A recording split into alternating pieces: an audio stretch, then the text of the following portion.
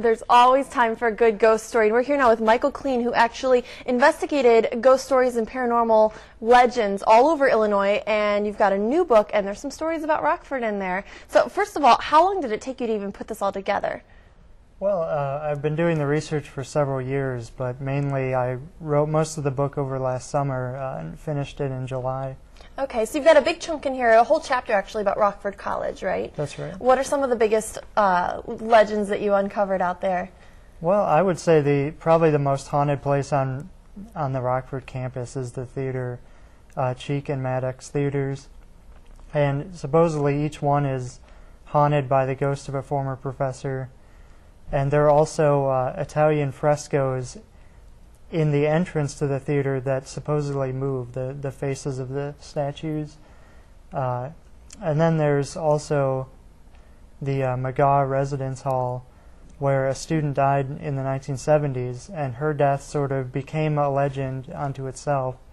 And people change the details over the years. Gotcha. Well, that's what's so hard, I think, about investigating something like this is everyone's heard the stories and everyone can tell you second or third hand, but how do you find actual people who claim to have actually had the experiences? Because that's got to be kind of hard to track them down.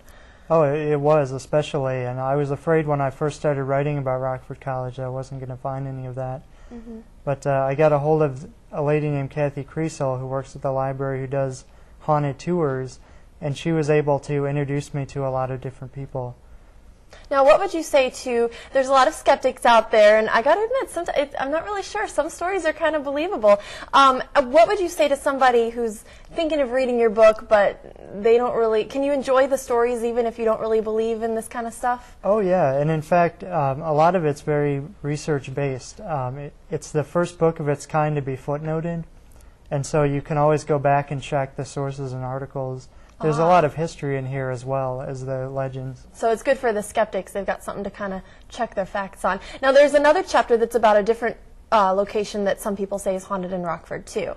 Oh yeah, well that's a very popular place around here. It's called Kennedy Hill Road, and in the early 1980s a bunch of motorists along the road encountered a lady who was, let's say, in various stages of dress in the middle of winter.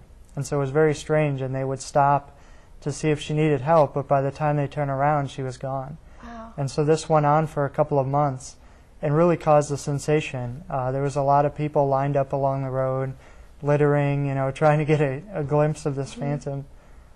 Well, it's certainly interesting, and whether you believe in this kind of stuff or not, there's a lot of history in there, and the stories are just fascinating, and it's interesting, it's going to spark a lot of debate. Michael is actually holding a discussion about the book if you're interested in meeting him at the Rockford Library main branch. That's on July 17th. You can also get more information on his website. It's on your screen there, michaelkleen.com. Michael.